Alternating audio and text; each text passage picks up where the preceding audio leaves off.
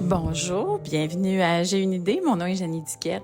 Je collabore avec des communicateurs, communicatrices qui ont envie d'amplifier leur voix grâce à la magie du numérique et de plusieurs stratégies de notoriété.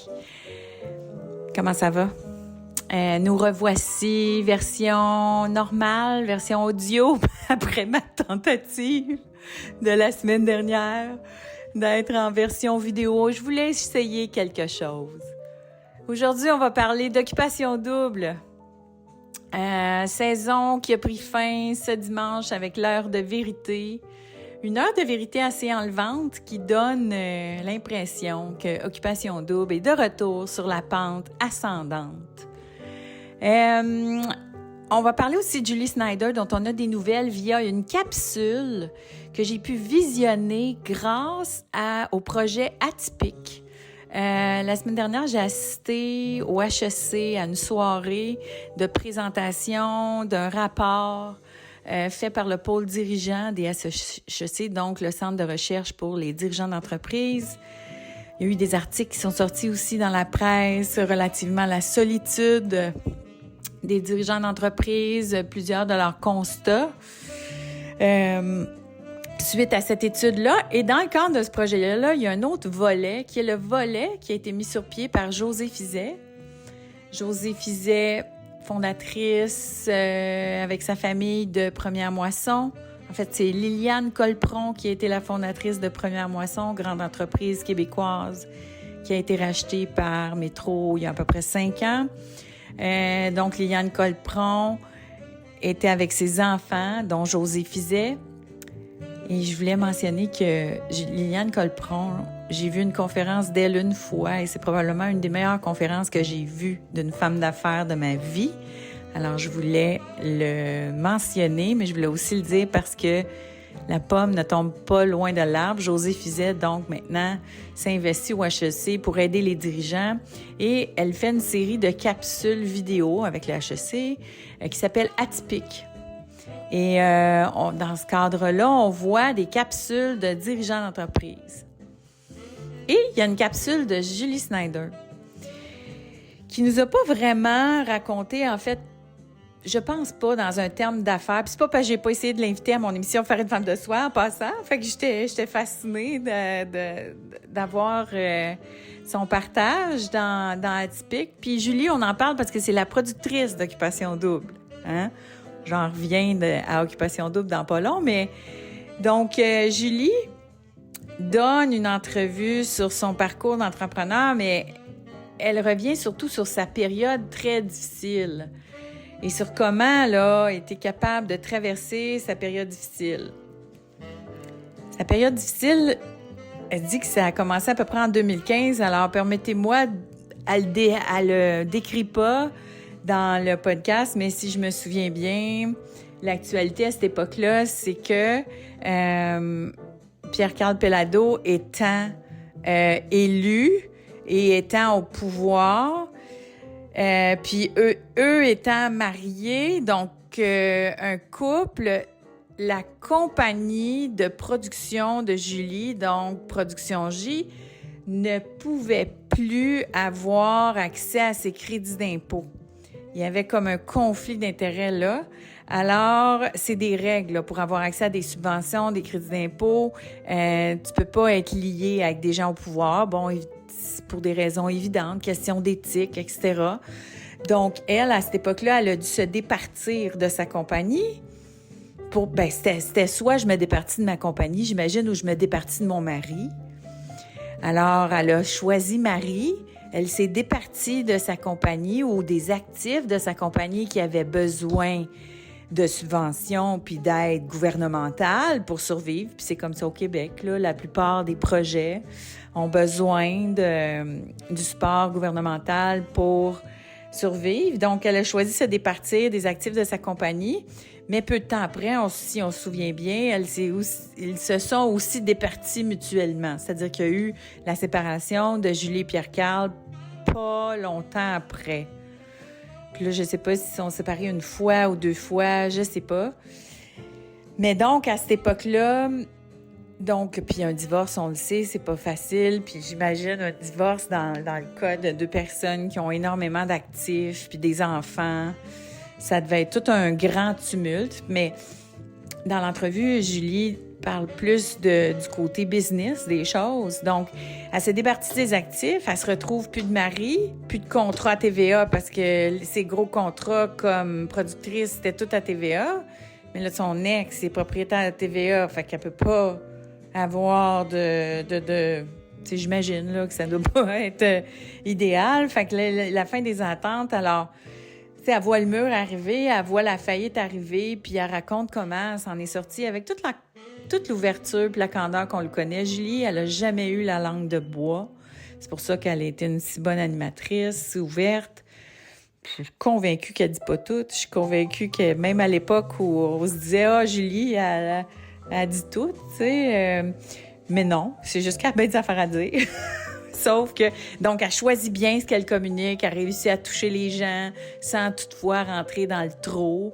Elle a toujours su bien doser sa propre communication, donc. Donc, elle raconte cette histoire-là, comment elle s'est sortie de la quasi-faillite, comment elle a reconstruit son entreprise, comment elle a failli frapper le mur, comment Occupation Double a sauvé probablement la vie de son entreprise parce que elle devait faire faillite. Donc, je ne veux pas vous dire tout ce qu'il y a dans l'entrevue parce que je veux que vous alliez la voir. Mais c'est Occupation Double qui l'a sauvée. Puis elle raconte comment. C'est très bon. C'est très bon. C'est une très bonne entrevue, comme toujours. Puis ça fait du bien d'entendre. Moi, j'ai été dans la production. J'ai failli frapper le mur. C'est ce dont elle parle. Là, je me reconnais là-dedans. Puis, veux pas, on pense pas.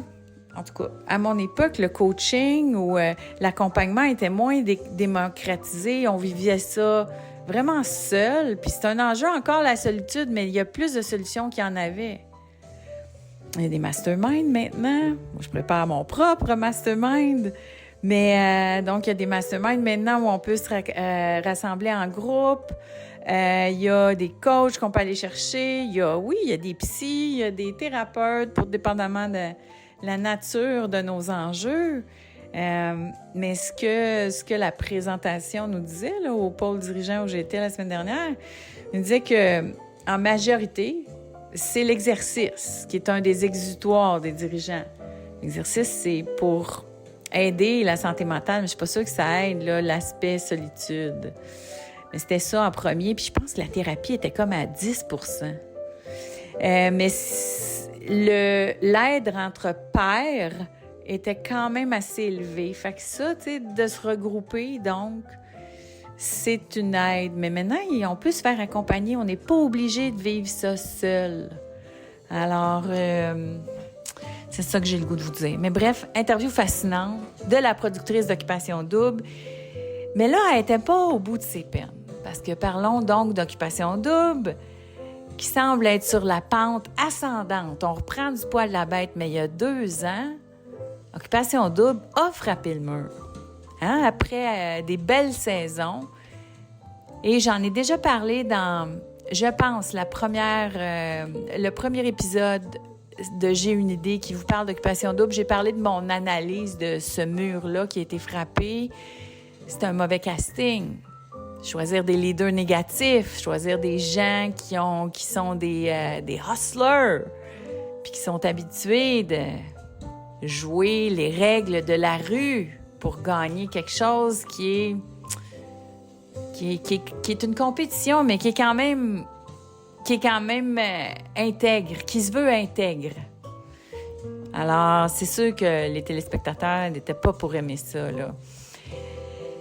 Donc, pour en revenir à cette année, on semble être sur une pente ascendante depuis cette déconfiture-là, où l'année passée, après la déconfiture, donc des intimidateurs, des gars qui jouaient trop tough, qui faisaient de la magouille par en arrière, puis on voyait que les couples étaient magouillés, on voyait que aussi, tu sais, qu'il y avait peut-être du monde qui s'était arrangé pour être un couple avant, puis tu sais, tout ça pour gagner de l'argent, tu sais, c'était un peu trop, là. Les gens de télé-réalité, oui, ont beaucoup de motifs ultérieurs, donc de motifs sous-jacents à leur participation à une télé-réalité d'amour, autre que de trouver l'amour. Mais il faut quand même que ça soit le but principal. Est-ce que la célébrité qui vient avec, ou la visibilité, je veux dire, qui vient avec, est appréciée de tous les participants? Oui, puis à quelque part, c'est ce qui permet à des maisons de production d'avoir des gens qui acceptent d'être filmés 24 heures sur 24, puis de montrer toutes les passions de leur vie. Mais est-ce que ça doit être le but premier, puis juste la magouille, puis on fait semblant de s'aimer, puis on gagne le prix? Non, c'est pas ça. Là, puis on intimide ceux qui sont dans notre chemin. Bon, vous voyez que j'exagère et j'extrapole, mais c'était ça, cette année-là. Alors, l'année suivante, l'année dernière, donc, ça a été Beige et plate. Première année que j'ai pas écouté au complet depuis un petit bout, depuis que j'avais recommencé à l'écouter. Et j'ai quand même manqué quelques années, mais là, je l'écoute avec ma fille. Fait que c'est pour ça que je l'écoute. Ensuite, donc, cette année, on reprend du poil de la bête, des bons participants. Et si vous l'avez écouté, donc, vous êtes avec nous aujourd'hui. Fait que là, je vais vous donner quelques commentaires sur cette saison. Première chose, le couple gagnant, donc Félix et Solène, qui ont gagné. Félix, qui était gamer, qui était très conscient du fait qu'il y a un prix de 600 000 $, très conscient du fait que c'est une compétition et qui est conscient des stratégies, mais qui en a toujours parlé avec une grande ouverture et qui a toujours été, somme toute, très transparent dans même ses stratégies. Alors, Félix qui a changé de... Parce qu'il avait été calculateur, il serait resté avec Katef. Il serait resté avec Katef, donc la fille avec qui il était au début, qui était la candidate la plus populaire, mais je pense qu'il se voyait pas avec une maman. Qui se voyait pas beau-père, il est quand même jeune, puis ça, il a le droit, là. Donc, il se voyait pas beau-père. Puis je pense aussi que c'est quelqu'un d'assez intègre pour être conscient du fait que si c'est clair pour lui qu'il n'a pas l'intention de poursuivre par après, il jouera pas avec les sentiments de quelqu'un. Parce que c'est ça, c'est jouer avec les sentiments de quelqu'un, d'être là juste pour un prix ou pour la visibilité. Puis c'est de pas te soucier du mal que tu peux faire à quelqu'un d'autre. Alors, dans son cas, on voyait que il se sentait pas intègre de rester là. Donc, il a changé de participante, même si c'est pas nécessairement gagnant, mais il se voyait plus avec Solène, qui nous a fait rire, là, qui, elle aussi, a été totalement transparente, très émotive. Puis on aime ça quand c'est vrai. Qu'est-ce que vous voulez? On aime ça quand c'est vrai. Alors, on a aimé les suivre et ils ont gagné. Bon, là, si vous écoutez mon premier épisode sur Occupation Double, je pense que je le dis au premier. Il y en a, c'est le 3e que je fais. Il y a un autre épisode où je dis pourquoi je ne parlerai pas d'Occupation Double. Là, je vous parle de toutes les coulisses des téléréalités d'amour, ce que je connais en tout cas. Mais finalement, j'en parle aujourd'hui, là. Oui, je suis là. Mais tout ça pour dire que Félix, c'était mon préféré sur le tapis rouge. J'ai tout de suite dit à ma fille, tiens, mais tu sais, du haut de ma vieillitude, tu sais, je suis quand même presque une personne âgée, alors du haut de ma vieillitude, qu'est-ce que je connais, tu sais? Sauf que je le connais aujourd'hui. Aujourd'hui, j'ai reconnu tout de suite que Félix, c'était le bon catch des 8 ou des 10 garçons qu'il y avait. J'ai reconnu que c'était le bon catch, mais Dieu sait qu'à l'âge des filles qui étaient dans Occupation Double, j'en ai pogné une coupe de Bilal avant de comprendre que c'était pas le bon catch. Donc, si j'avais su ce que je sais aujourd'hui, l'expertise, c'est ça. On s'évite bien des détours. Alors, Félix, c'était mon préféré jour 1, fait que je suis contente d'avoir reconnu ça. Ça veut peut-être dire que mon radar s'est amélioré avec le temps. Maintenant, les candidats qui sont arrivés deuxième, Raph et Catel, qui s'enlignaient pour gagner. Quand ça s'est mis là, quand Félix s'est mis à chambranler, à vouloir peut-être retourner avec Katef, On trouvait vraiment que Raph et Catel étaient le couple le plus attachant parce que aussi, lui, émotif, insécure, qui avait papillonné un peu trop avant, mais qui savait... En fait, ce qui les a aidés, c'est que moi, en tout cas, dès leur première rencontre, là, leur premier talk, là, on la sentait, la chimie entre les deux. Ça paraissait qu'il y avait quelque chose qui se passait. Deux charmeurs ensemble, mais ça marchait. On voyait quelque chose entre les deux. Fait que ça, c'était cute. Mais bon, ça s'est gâché quand elle s'est mise à avoir un paquet de doutes, puis elle avait l'air d'être plus là pour ses amis, puis elle disait, là, est-ce que je m'auto-sabote, mais là, ça a commencé à être moins intéressant. Pourtant, il était cute. Je pense qu'il y avait des grosses chances de gagner. Et j'ai vu un TikTok passer où elle dit à un chauffeur de taxi, sais-tu quoi? J'ai perdu 600 000 parce que j'ai trop douté de mon chum en public. J'ai pas arrêté. Fait que, au moins, elle est au courant. C'est ça qui est attachant. C'est qu'ils sont pas parfaits, mais ils sont au courant. Ils ont beaucoup de self-awareness, tu sais, contrairement à Bilal, là. Tu sais, qui pense encore qu'il est chill, puis qu'il est cool, puis c'est le monde qui l'a pas bien compris. Tu sais, il est imparfait, mais c'est correct d'être imparfait, en tout cas. Bref. Alors, mais tout ça pour dire que l'aventure de Catel et Raph a quand même été le fun à regarder. Le public les a aimés, mais passé parce que c'est ça. Ils ont trop choqué à la fin. Il y a du monde qui doutait s'ils sont ensemble ou pas. Ça n'a pas été clair. Lors de l'heure de vérité, cette semaine, je trouve qu'il y a eu beaucoup, beaucoup de montage. Alors, on voit là, qu'ils n'ont pas été au bout des arguments, sauf que c'était une excellente heure de vérité. On a quand même eu toutes les réponses aux questions sauf une, et ça a rapport avec Catel. Pour moi, en tout cas, j'aurais aimé ça que Catel nous parle de quand elle a compris que Mélec, quand elle y avait dit « Oh, Raph, il m'a dit « je t'aime », Catel était insécure autant que tu sais, ça l'a beaucoup affecté, ça, pendant quelques jours, par rapport à sa relation avec Raph. Puis j'aurais aimé ça qu'il fasse la lumière un peu là-dessus. Mais à part ça, on a quand même pas mal répondu à toutes les questions. Avant d'aller à Maude, justement, qui a été comme le centre là, de la controverse, qui l'est toujours probablement, là, mais je veux aller parler du troisième couple, Alexa et Christina. On dit qu'on les a pas vus beaucoup parce qu'ils ont été plates. Mais là, je propose une théorie.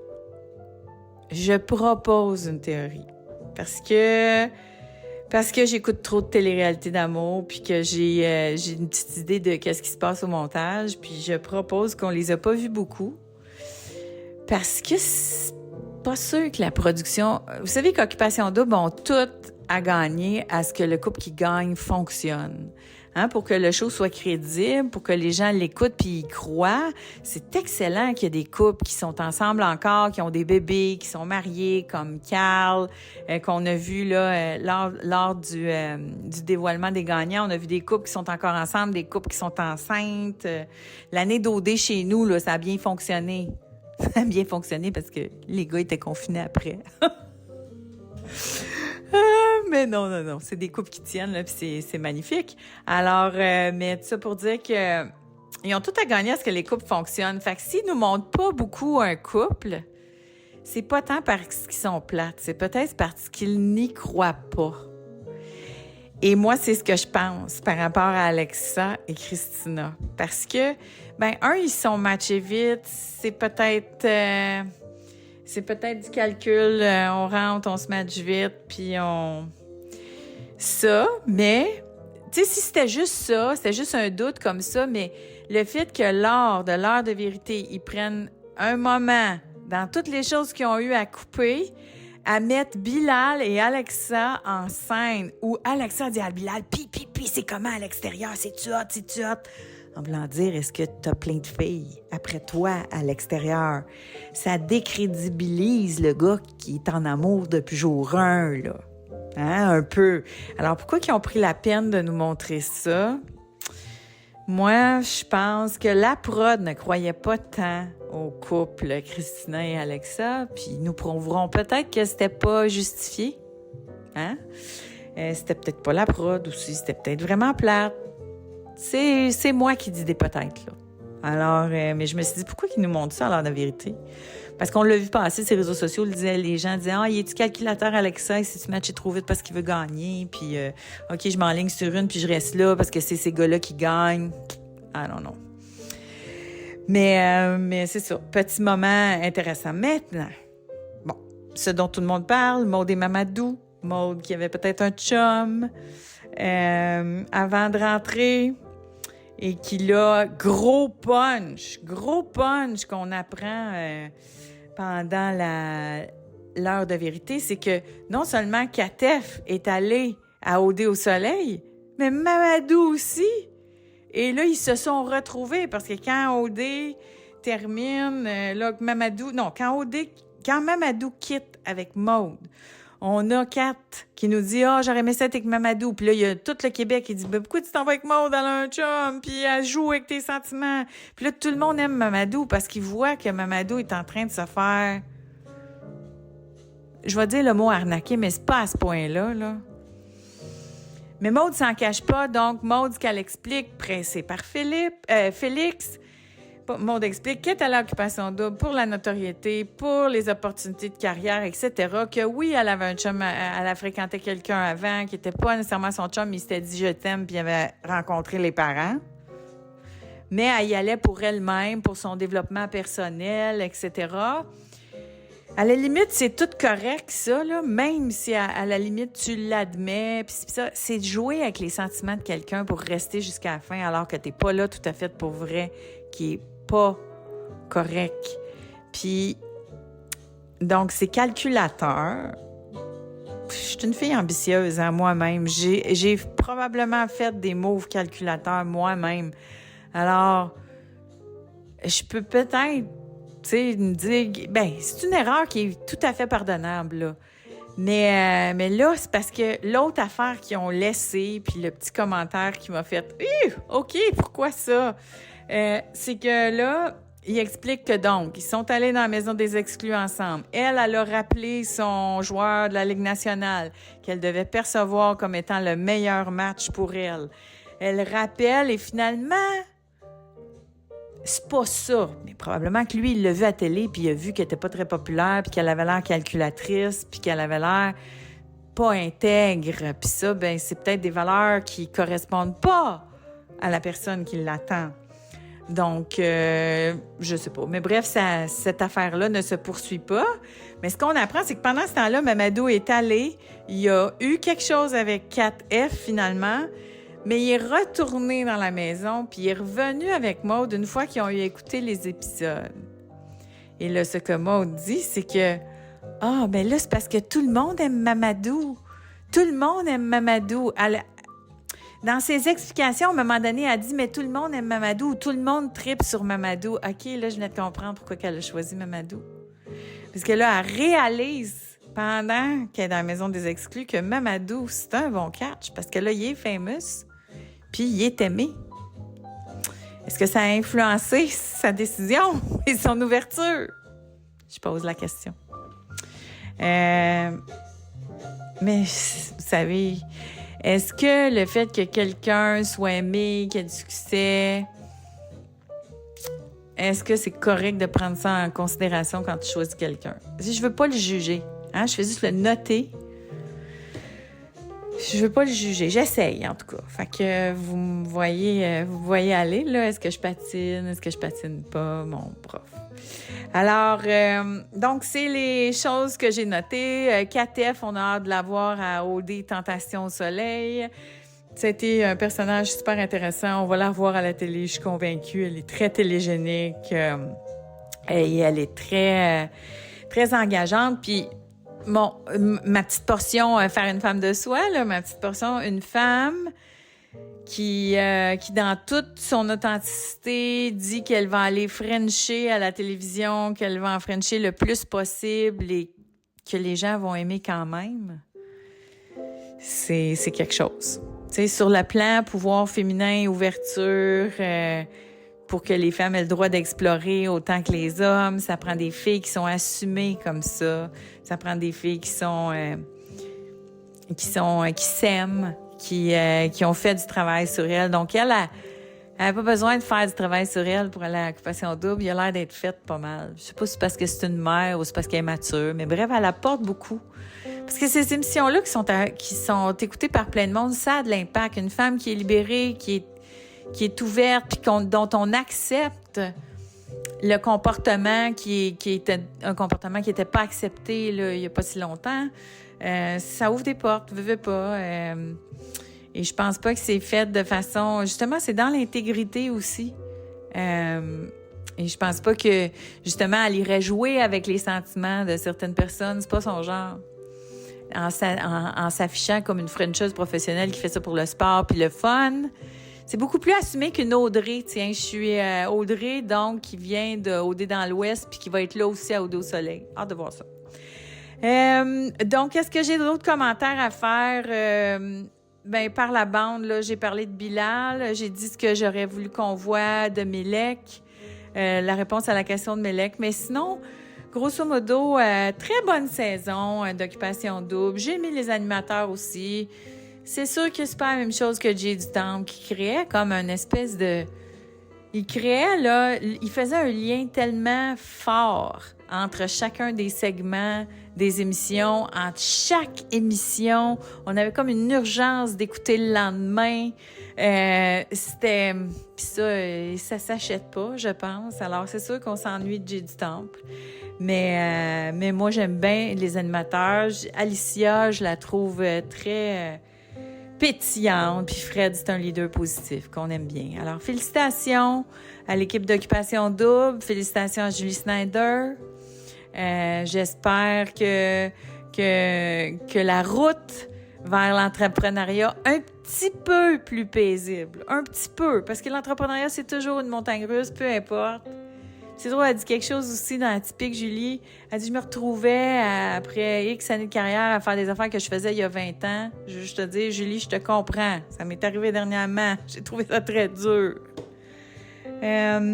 Alors, merci pour ce partage-là aussi par Julie Snyder. Bravo à José Fizet. Je vais vous mettre les liens comme toujours. Si jamais j'en oublie, dites-le moi. Alors, on est de retour à cette version seulement audio de J'ai une idée.